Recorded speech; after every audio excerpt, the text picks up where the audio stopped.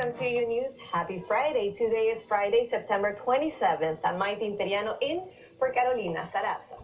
We begin this hour in Washington in the congressional impeachment inquiry into President Trump.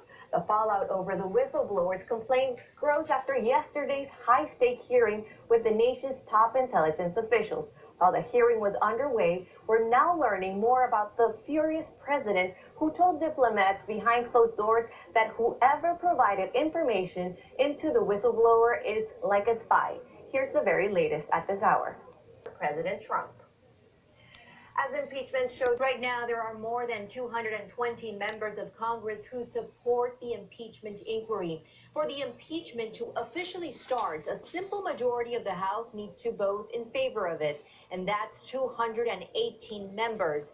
Then the Senate conducts a trial. The Senate then needs a 2/3 majority vote to convict and remove the president from office. As of right now, that looks very unlikely, but of course, as this investigation continues, that could always change. Maity, now back to you. Thank you very much, Andrea. And now to the White House reaction to the impeachment inquiry. A new video shows President Trump's furious reaction to the whistleblower complaint. It was caught on camera at a closed-door event.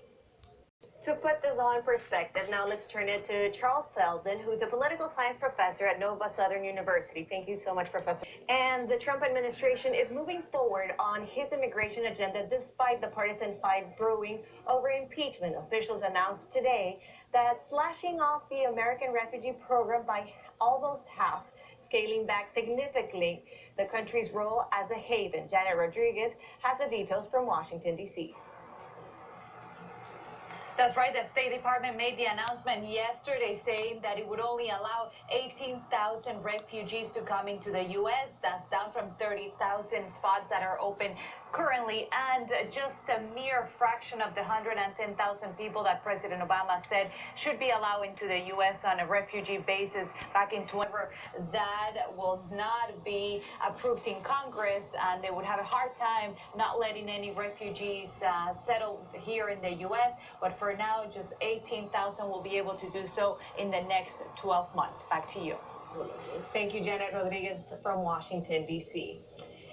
Also in D.C., protest Uber is upping its security. The rideshare company unveiled new safety features Thursday, touching on 3 key issues the company has faced for several months, making sure Uber is now hiring the right drivers, making sure customers are getting in the right car, and making sure riders can get help if needed. Here's Paola Byron. The premiere of the controversial Comedy Central show South Park is taking aim at the Trump's administration immigration policy. As Fabiola Galindo explains, the animated TV series kicks off its 23rd season, yes, with an episode titled Mexican Joker. Kyle's father tells ICE agents they cannot separate him from his children. But in reality, more than 1,000 kids have been separated from their parents to be sent to detention centers. Fabiola Galindo, Unews. Welcome back to Unews. I'm Maity Interiano in for Carolina Sarasa. Happy Friday. A U.S. Army soldier accused of sending bomb-making instruction has pleaded not guilty.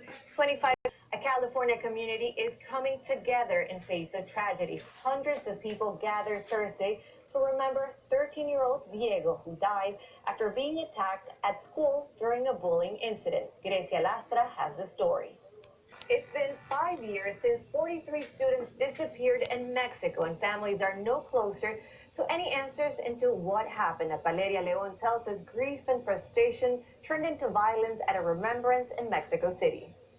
Anniversary of this crime, people across the world express their solidarity with the family and friends of the missing students through protests from Latin America to Europe.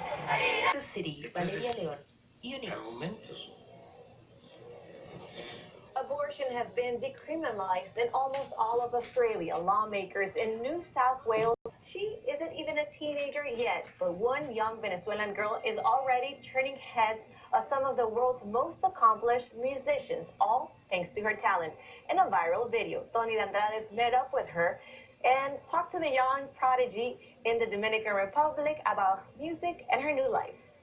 Amazing, Nicole. Love the story and looking forward to hearing more about this young talent.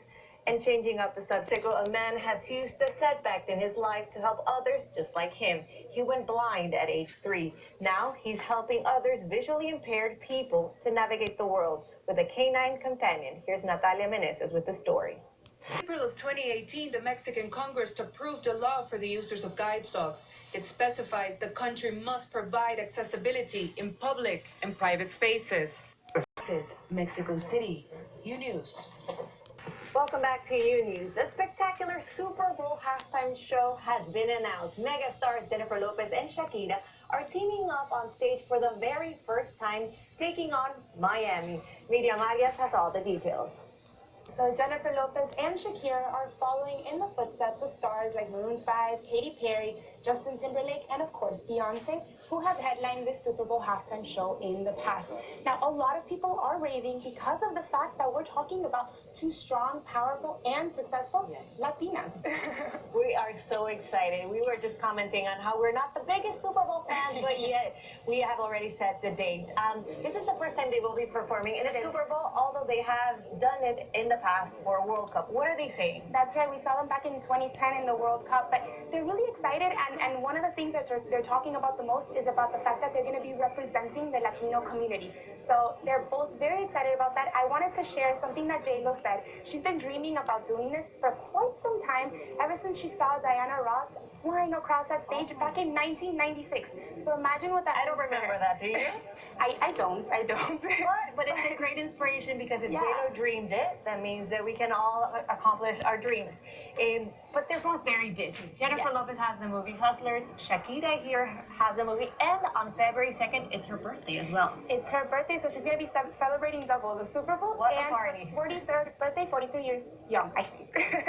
I want to tell you a little bit about what they're up to, though, because as you're saying, J-Lo's generating a lot of buzz with the Hustlers. People are expecting an Oscar nomination, and Shakira has a new documentary coming out, and it's behind-the-scenes footage of her El Dorado World Tour that we saw back in 2018, so we're going to see behind-the-scenes footage. She's co-directing this documentary, so we're going to see her in it, but also, she's the mind behind it as well. So it's going to be very exciting to see her in that, and of course, we'll see if J-Lo gets nominated. What a great year for both of them. Talk about girl power. Yes. Be like the Jennifer Lopez and Shakira. I think so. Right here.